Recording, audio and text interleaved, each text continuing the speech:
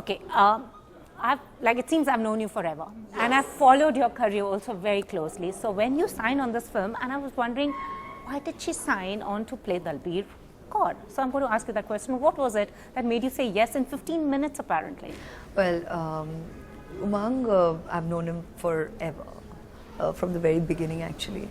He'll probably be very embarrassed, but he had done a commercial with me, and coincidentally shot by Ram Madhwani. So it's like when we recently spoke, when Ram, it was like I was like, what are the odds? I mean, here you're releasing your movie, and I'm working now with Umang, and we were having a good laugh about it.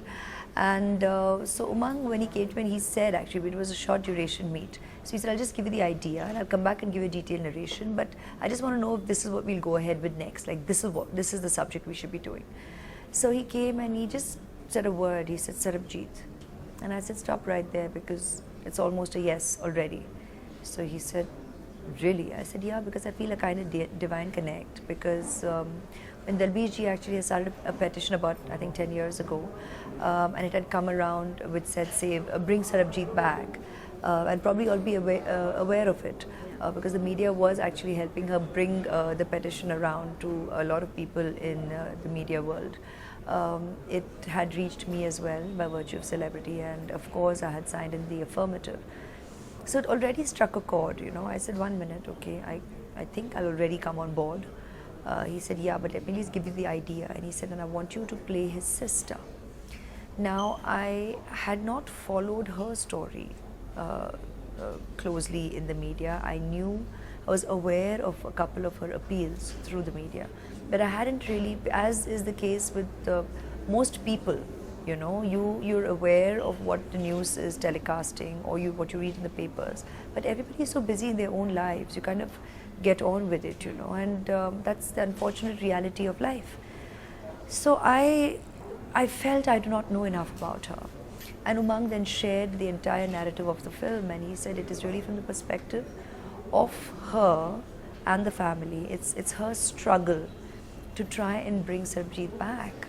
And it was an 18-year struggle to meet him the first time.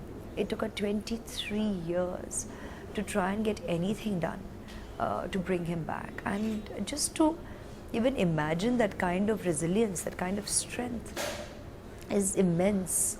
And I said, okay, as a person, on a humanitarian ground, I am already on board. So you can come and tell me the story after. So in fact, I remember he laughed twice and he said, yes na, aise hi, this is not one of those polite ha's and wapas aaja, phir baat karte hain. Because I think he was leaving for the IFA. So I said, no, Umang. And I won't, normally I say, okay, we'll talk. I'll never say, or some such. I'll not say yes and then you come back. I said, no, it's a yes. He said, should we shake on it? I said, Umang, it's a yes. You come back and then we'll talk about it. And then he gave me the detailed narration. And I was definitely on board. When you see the film, you can easily see why. So playing a real life character, you play Kiranji Daluwalia in Provoked, and now this. And you had met me then. Yeah, exactly. So playing somebody real who's been through something that we can't even imagine ourselves. Yeah. So that must have been tough as a I wouldn't wish performer to this get under the upon skin. anybody. I wouldn't wish this upon such an experience upon anybody. Upon what Sarabjit and Dalbir ji and his family have gone through is very deeply disturbing, and it's tough. It hurts. It's painful. These are words that can't even quantify the pain that they have endured, and I just you had met me during Provoked as well, and I always said then too, and I repeat now, that I feel an immense sense of responsibility when essaying a real story, because I always feel the power of cinema or any kind of documentation or documentary. It means, and especially when you visually essay it as well, that kind of becomes the reality for a viewer, and that's going to stay on forever. And with that goes such a huge responsibility, that when people allow you that liberty into their lives, I feel an immense sense of responsibility, and that is probably the biggest driving force for me when I agree to become a part of that journey. And I I displayed that then as well when I did Provoked, and I definitely brought that to the table here. That was probably the most important factor in my everyday on set, because when it comes to essaying the part, the writing is really good, and that already drives what an actor can bring to the table for me. So in terms of performance, also because we had planned it in a way that, you know, when you make special stories like this, you want to also bear in mind, I definitely want more such cinema to be made.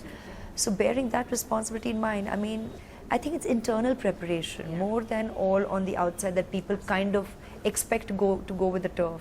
It's all about just being all there, and I'm saying from the soul. It's not a mind thing, it's not just a heart thing, it's from your soul. When you're there, you kind of just bring that to the table. And it shows. And now coming to the other headlines that you've been making. So earlier they would say, why doesn't she experiment? And then she experiments. So were you expecting the headlines about your new Purple Rain? No, very honestly, it was such a busy can for me this time, because originally, because of all the promotional work vis-a-vis Sarabjit, you know, it was a lot packed in, and L'Oreal and the festival wanted to celebrate 15 years of my association with them, with coming to the festival. And I conventionally, I'm there at least for 3 days.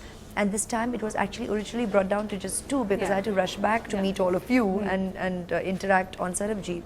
So it was literally at the last minute where Team Sarabjit could wing coming to Cannes. It was always the intention, but because there's so much work pre-release, they thought maybe that would not happen. So literally the last couple of days I got told, no, we will be coming there, and we have to try and get all this done, as well as screening, media interactions. It was too much packed in. So contrary to what people think, that there's a plan to all of this and a lot of thought, I've always said that I enjoy the art and the creativity that goes with the fashion at Cannes. And that's probably why year after year people see me do so many different things, and I get teased by my friends here in the fashion world, or even Karan and all, they all tease. New lip color. I've had a huge response, more than I had probably even thought out. I hadn't thought it out, and it was just fun. I love Charlotte, and at least for the last 5-7 years we've been doing, she's been very creative and doing different things, you know, and she's great at her art. And so every time we do something, she's like, okay, now what do we do? Because she feels there's so much she can do with makeup with me. So she suddenly like whipped that up, and I was like, okay. So she's like, let's just do it. And I was like, fine, if that's what you feel, that's totally cool. And went with the, literally, like I laughed and said earlier in the day, I said, I just go with the flow, enjoy the show. I'd said that on another interview, and I kind of experienced it soon after. I was going with the flow, and it evoked a response, which is normally a good thing. I think art, if it evokes a response, it's great. And I laughed and said that. I said, look, I enjoyed it. And it's like Picasso. I won't dare say Mona Lisa, next they'll say I'm calling myself that. So I'll just say Picasso, and you look at the art, and that's that. I mean, it can evoke all kinds of responses, right? I mean, some people can get it, some people need it, it's your aesthetic, or it isn't. And that's fine. That's what you're meant to do with art, have fun with it, enjoy it, and it's out there for everybody to see. And there have been some very cute memes. There have been very cute. Amul did the cutest thing. Thank you. And that is not a brand endorsement, but I love your butter. But anyways, and it shows. But that apart, I said, you know, I mean, there's such cute ideas out there. People have been trying out for lipstick shades, and I think that's great. If art can evoke all kinds of responses, it's a good thing. It wasn't a planned reactionary move, but thank you all for all the attention. And has become a Cannes veteran of sorts. I'm just going to finish. And Aradhya has become a Cannes veteran of sorts. Has it changed her perception? Like this, she's been traveling ever since she was a baby. Yeah, so she's very comfortable with travel. But what was really nice this time was for me to experience, because and people who are mothers will get it, you know, each day is a new day, and that's great. And you suddenly see an infant become a toddler and become this little person, and they start talking more and more, and they express more and more, and it's joyous. It's so much fun, and it's so much. I mean, I just evoke so much love. I feel I'm just going to explode every time.